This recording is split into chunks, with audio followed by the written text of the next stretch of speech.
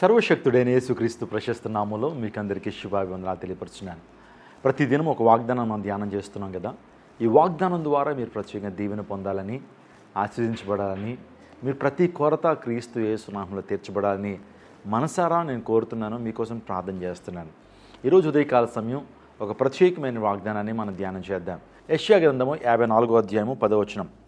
పర్వతములు తొలగిపోయినను, మెట్టలు తత్తరిల్లను, నా కృప నిన్ను వీడిచిపోదు. దేవుడు మనకి ఇస్తున్న వాగ్దానము, పర్వతాలు తత్తరిల్లిన, మెట్టలు తొలగినా సరే నా కృప నిన్ను విడిచిపోదు. ఎంత గొప్ప వాగ్దానం అండి. దేవుని కృప మనకు అవసరం. ఈ రోజున ₹1 కోటి ధనం కంటే దేవుని కృప మనకు ఎంతగానో ఆదరణ ఇస్తుంది, ఆశీర్వాదం ఇస్తుంది. యోసేపు మీద దేవుని కృప ఉంది. అందుని బట్టి యోసేపుని దేవుడు బహుగా దీవించాడు. అపోస్తలుడైన పౌలు తన జీవితంలో చెప్తున్నాడు, నా కృప నేను విడిచిపోదు, నా కృప నీకు చాలు అని ప్రభు అపోస్తలుడైన పౌలుకి వాగ్దానం చేశాడు. ఈరోజు ప్రభు కృప ఉంటే చాలండి. ఈ ప్రపంచంలో వెండి బంగారాల కంటే, ఆస్తిపాస్తుల కంటే, వజ్ర వైడూర్యాల కంటే, పొలాలు భూముల కంటే, ఇంకా బంధువులు స్నేహితులు శ్రేయోభిలాషుల కంటే దేవుని కృప కోరుకోవటం చాలా ఆవశ్యకం. కృప ద్వారానే మనం రక్షించబడ్డాం. దేవుడు మనకిచ్చిన రక్షణ ఎలా వచ్చింది? మనకి కేవలం కృప ద్వారా మాత్రమే మనం రక్షించబడ్డాం. God's grace. ఈరోజు దేవుని కృప మన మీద ఉండాలి. మనం ప్రతిదినం అడగాలి ప్రభుని, ప్రభువా నీ కృప నాపై ఉంచయ్యా, నీ కృప నాపై ఉంచయ్యా, నీ దయ నాపై ఉంచయ్యా. Lord Jesus have mercy upon me. ఎబ్బేజ్ అనేటువంటి వ్యక్తి ప్రార్థన చేస్తున్నాడు, ప్రభు నా సరిహద్దులను విశాలపరచయ్యా, నీ కృప నాకు తోడుగా ఉంచు అని ప్రార్థన చేస్తున్నాడు. దేవాదేవుడు తన జీవితాన్ని ఆనందభరితంగా చేశాడండి. వేదనాభరితమైనటువంటి జీవితాన్ని, ఎబ్బేజ్ జీవితాన్ని దేవాదేవుడు సంతోషంగా చేశాడు. అనేక మందికి ఆశీర్వాద కారకుడిగా చేశాడు.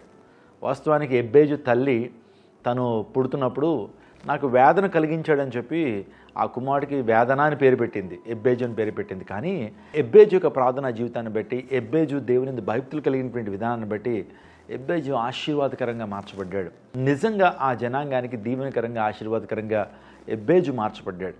కాబట్టి నీ మీద దేవుని కృప ఉంటుంది అనేటువంటి సత్యాన్ని తెలుసుకోవాలి. ఎప్పుడు మన మీద దేవుని కృప ఉంటుందంటే, మనం దేవునికి సమీపంగా మనం ఉన్నప్పుడు, దేవుని హృదయపూర్వకంగా ఆరాధించినప్పుడు, వేకువజామున ఆయన సన్నిధిని మనం వెతికినప్పుడు, మొదట ఆయన రాజ్యాన్ని, నీతిని మనం వెతికినప్పుడు దేవుని కృప నీ మీద, నా మీద అధికంగా ఉంటుంది.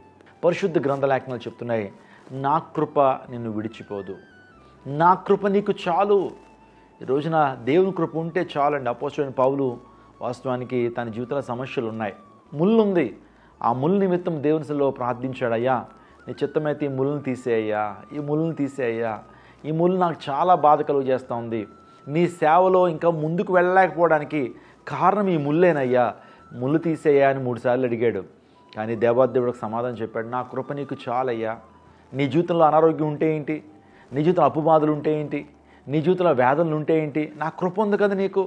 ఆ కృప నిన్ను నడిపించుకుంటుంది, ఆ కృప నిన్ను అద్దరికి నడిపిస్తుంది, ఆ కృప నీ జీవితంలో గొప్ప కార్యాలని చేస్తుంది అని ప్రభు వాగ్దానం చేశాడు. కాబట్టి మీ జీవితాల్లో పర్వతాలు తొలగినా, మెట్టలు తత్తరిల్లినా ఆయన కృప నిన్ను విడిచిపోదు. అంటే పర్వతాలంటే పర్వతాల లాంటి మానవులు, పర్వతాల లాంటి ధనం అనుకోవచ్చు. ప్రపంచంలో ఏం జరుగుతున్నా సరే, ప్రపంచంలో ఎన్ని మార్పులు వస్తున్నా, పర్వతాలు పొంగుతున్నా, భూకంపాలు కలుగుతున్నా, సునామీలు వచ్చినా, నిజంగా ప్రపంచం అంతా ఏకమై నీ వైపు వచ్చినా సరే ఆయన కృప నీతో ఉంటే నువ్వు జయాన్ని సాధిస్తావు, నువ్వు విజయాన్ని పొందుకుంటావు.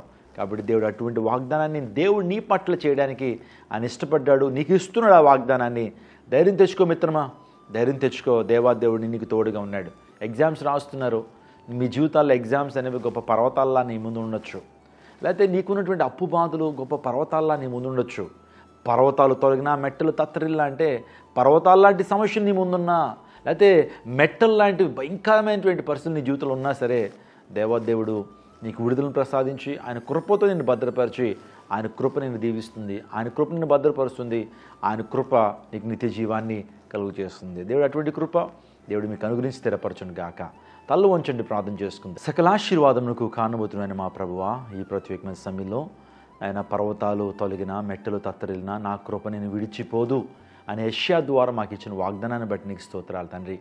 ఎంతమంది అయితే ఈ వాగ్దానాన్ని చూస్తున్నారో, ఈ దిన దీవెనలు మెండుగా వారికి ప్రసాదించండి, గొప్ప జయాన్ని అనుగ్రహించండి. ఓటమి అంచుల్లో ఒకవేళ వారు ఉన్నట్లయితే నాయన, ఓటమి అంచుల్లోంచి విజయ శిఖరాలకి అధిరోహించడానికి నీ కృపచేత వారిని ఆశ్రయించమని వేడుకొంచున్నాను. యోసేపు మీద నీ కృప ఉంది, దావీదు మీద నీ కృప ఉందయ్యా, అందును బట్టే వారు ఉన్నతమైన స్థానానికి రాగలిగారు. దానియేలు మీద నీ కృప ఉంది, షడ్రక్ మెషక్ అబేద్నెగోల మీద నీ కృప ఉంది, రూతు మీద నీ కృప ఉందయ్యా. అందును బట్టి అసాధారణమైనటువంటి విశ్వాసంతో వారు ముందుకు వెళ్ళినప్పుడు అసాధారణమైన కార్యాలు వారి కోసం మీరు చేశారు, నీకు స్తోత్రాలు. ఈ వాగ్దానం ఎంతమంది చూస్తున్నారో వారి జీవితాల్లో నెమ్మదిని, ఆశీర్వాదాన్ని, స్వస్థతను, విడుదలను, విమోచనను, ఆత్మకృమ్మరింపును, గొప్ప బ్రేక్ త్రూని వారికి అనుగ్రహించండి. సమస్త మహిమ ఘనత ప్రభువాల్ని ఆరోపిస్తూ యేసు శక్తి కలిగిన నామంలో అడిగి వేడుకొంచున్నాము తండ్రి, ఆమెన్.